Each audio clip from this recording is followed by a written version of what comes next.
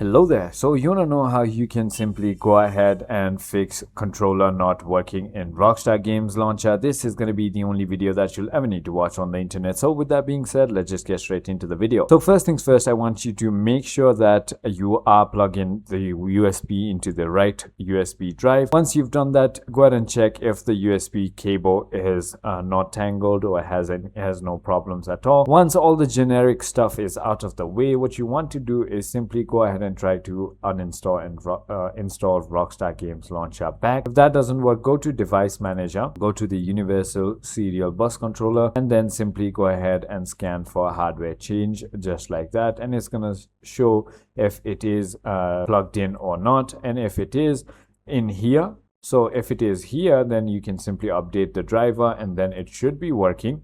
However, if it is not here, it might be a problem with the controller as well. So that is about it. I hope this video was helpful to you. If it was, hit that like button and I'll see you on the next one.